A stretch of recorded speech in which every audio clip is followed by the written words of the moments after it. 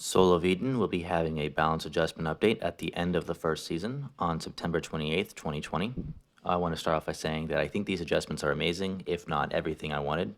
There isn't really anything I disagree with, which is rare for balance changes, so let's go over everything individually.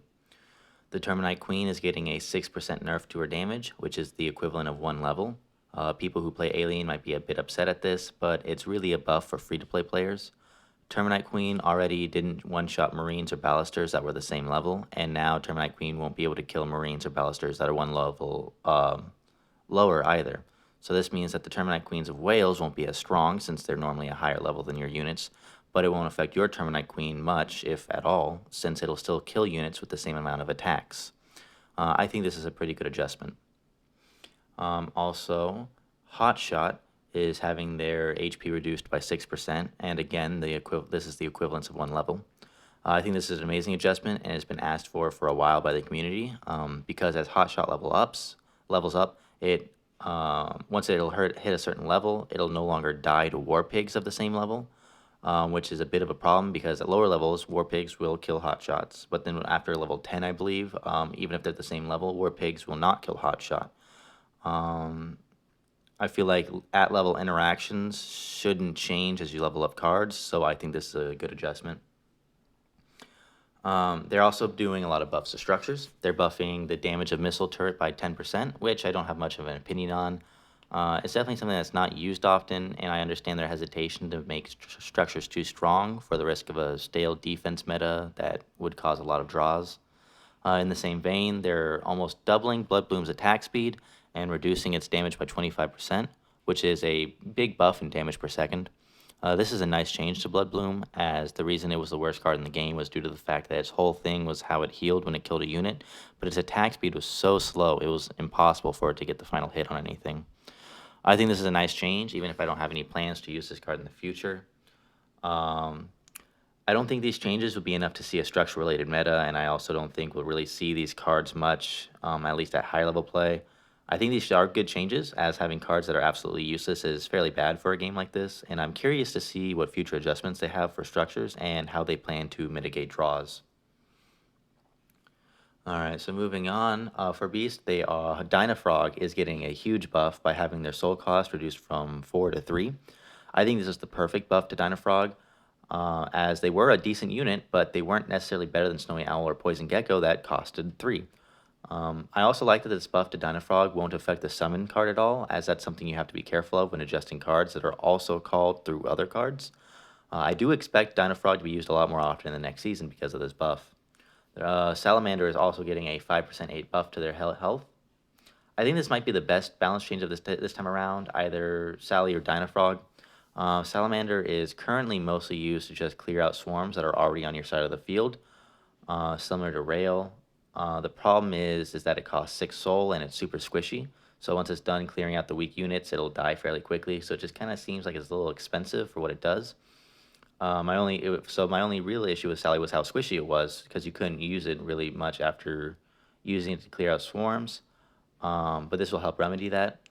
It's also not such a large buff to where it'll end up with the same problem as Faceless Saint had. I think this adjustment will just put Sally in a really good spot.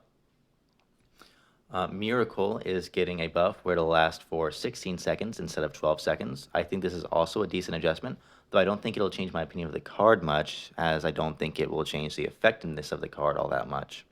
I can't really imagine a situation where a push would last for 16 seconds, as if an enemy doesn't have something to clear units within 12 seconds, they were probably going to lose anyways, so the extra 4 seconds I don't really think is going to do too much. There's a lot of people that really like Miracle, and I'm sure are excited for this buff. And I am sure this adjustment will have effect on a few niche situations in the future. But overall, I don't think it's really too much of a change. The last adjustment is Astral Warp. They will be buffing the increased damage from 20% to 36%. I think this is a great adjustment. If you watched my analysis series, you'll know that I didn't really think much of Astral Warp, as it just seemed like a weaker version of Cryonia. The 20% damage increase after the units returned didn't really justify the less amount of time it had for CC, so I think this buff will help make the card usable. I still think the number one spell you should be using for Empire is Spiny Shell, but for the next season, it could be a good idea to run one copy of Astral Warp. While I agree with all the adjustments they made, I think there are some adjustments that should have been made that weren't. For instance, Alien and Republic are a little stronger overall. I think the Republic's energy beacon and AP strafing should be nerfed, as well as Alien's exhaust and Alien's guardian ability. I believe the energy beacon should have a 50% nerf to attack speed, and then the AP strafing should only amplify damage dealt by around maybe 40 or 50% instead of the 60% it gives. I think exhaust should have a slight nerf to the amount of damage it reduces at base. And I already talked about the Alien's Guardian ability in my analysis of the Alien faction.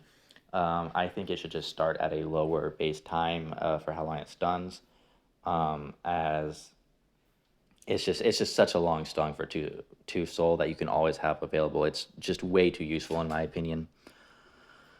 There's also going to be 5 new cards released. However, I'll be making a separate video for that, and I'm really excited for these new cards. They look really nice. Please note that Rayark will not be refunding any dust spent on cards that will be adjusted, and there will not be any cards being reverted to their original level. The only reason they refunded Faceless Saint was because it happened mid-season.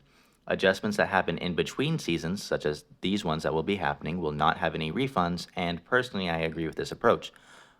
If a card gets adjusted mid-season, it will affect the rankings of players at the end of the season. So I think that refunding them from that is a good idea, as it can potentially mess up their season end rankings if they don't. However, adjustments made in between seasons won't have any effect on the next season as far as how you'll end up, because the adjustments were already made before the season, so you don't go into the season with any false expectations of how cards will be, how strong cards will be during that season.